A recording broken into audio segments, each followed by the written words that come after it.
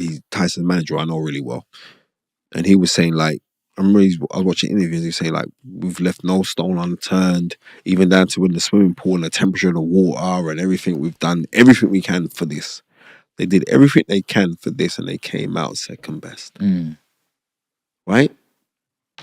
So it makes you think, like, what can you do more this time to beat Usyk? And Usyk's very good at rematches. That's how Anthony Joshua. He's a good reader. Yeah, right. But in saying that, I believe if Tyson Fury did slight adjustments, he could win this fight. He ain't gonna win the fight excitingly. He's gonna win the fight technically boring.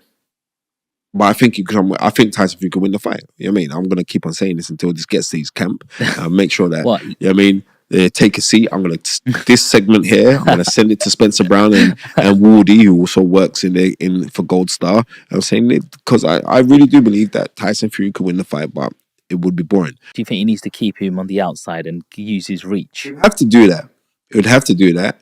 But the thing about it is this: what Tyson Fury does so brilliantly, did it so brilliantly in the third Deontay Wilder fight, is when he feints, he double jabs, right?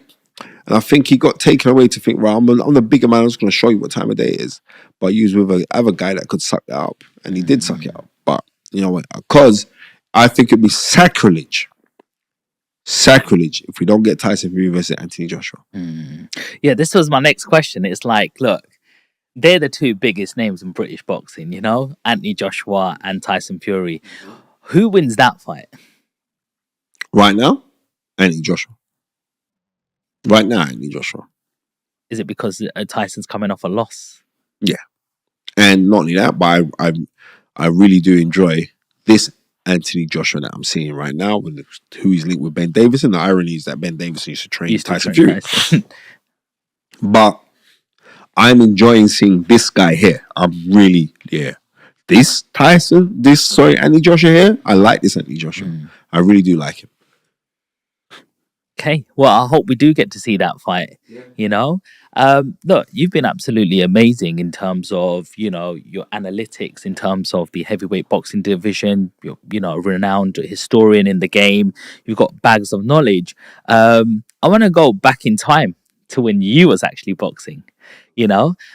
Seen a few of your fights, and one of the most exciting fights I saw of yours when you was fighting David Walker.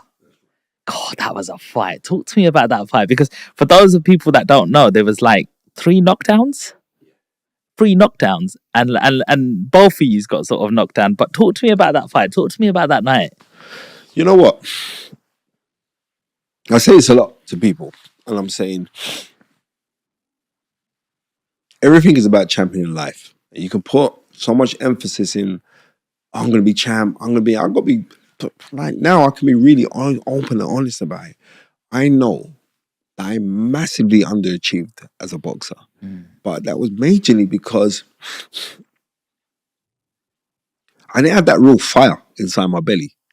Because I've been very fortunate in life to have a good network of people, like Tundi Ajayi always says on the fight. I got a crazy black book, and it's even more crazy now. I got you in there as well now, right?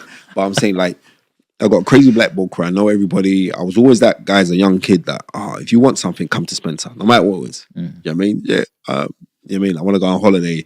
Talk to Spencer. He's got a link to get cheap holidays. You know what I mean? I want a new car. Talk to Spencer. I want a video recorder. Talk to anything, caster, anything. I was always that kid.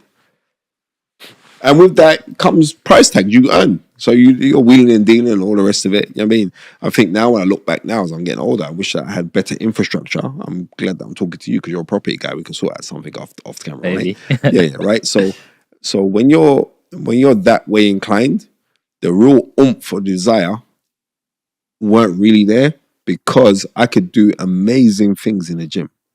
I mean, amazing things. I'm not saying it to blow, but go speak to the old pros that you spar. Go speak to Rinky Wright. Go speak to Howard Eastman. Go speak to, there's loads of guys. Richard Williams was a fantastic player. Like, but I realize now that I was actually a gym fighter, right? What does that mean? meaning that I could perform in the gym, but I would never really perform in the spotlight. Certain times I was performing in the spotlight, certain times I wouldn't perform in the spotlight. Why is that? What's the difference?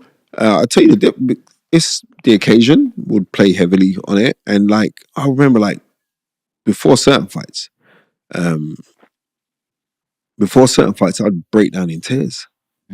I remember like, my best friend, Edmund Clotty, everyone calls him Country. I remember I was up. It was like my first title fight was against a guy called Gary Logan, who's like one of my best mates, really mad fighter. But they against a guy called Gary Logan, right, for the Southern Area title, middleweight Southern Area title. And I'm in the, like, I would listen to a certain gospel song in my house to get me hyped. Right, by the Winans or something, but it would get me hyped. Like, yeah, we're gonna go do this. And I remember being in my bedroom. This is the song Shadowboxing, and I played it, and I started crying. I was crying uncontrollably. I was just crying and crying and crying and crying and crying. And my mom comes up and she said, "What's the matter with you? You're gonna be good." And then she phones my mate Country, and he comes over and he, "Come on, man, what's the matter? Come on, we're gonna do this. You're the spirit." That's what everyone was calling me then. You're the spirit. You're gonna do. And I was just crying uncontrollably. So I realized like with boxing, sometimes you gotta be detached from the dangers of the sport. Yeah? And I don't think I was really detached from the dangers of boxing.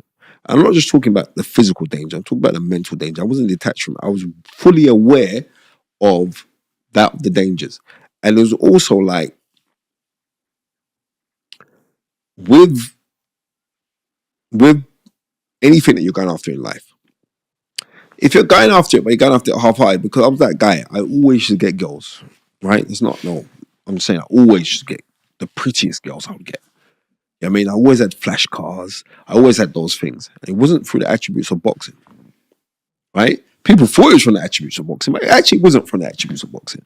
And it was like, when you're that face, like, I was a name from secondary school. Everybody knew, oh, Spencer's the guy. So I've always had that. So, and if I look at guys who really made it, they weren't on the ones. They had something to really, really fight for. Do you know what I mean?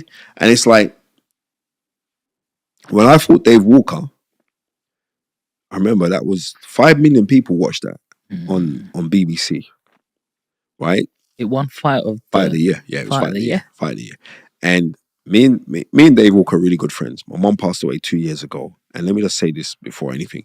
Dave Walker came to my mom's funeral, right? And he brought my old boxing club, Lynn AC club captain, Harry Senior. He brought Harry Senior. Harry Senior, he had a really bad stroke, right? And he brought Harry because he's kind of like Harry's unofficial carer, right? And he brings Harry Senior there. Harry's at there, and everybody came to my mom's funeral. I mean, everybody. Seriously, everybody came to my mom's funeral. Former world champions came, current champions. It was mad. I mean, ex-footballers who were big stars. It was mad, the amount of people that came to my mom's funeral. But Dave Walker came to my mom's funeral. And this guy, when he came to my mom's funeral, he helped tidy up. He was in the kitchen serving food, all those kind of things. It's like, so me and Dave's been friends. I was looking at that and I'm saying, look at this, how crazy things are, Dave. Because like 20 years prior to that, me and you were literally, and I mean literally, trying to kill each other. You know? And, you know, man, Dave had his open battles, or which he's had his own demons that he's battled and all the rest of it. But on those things, it's like, that was such a good fight. I mean, we knocked him down in the first round.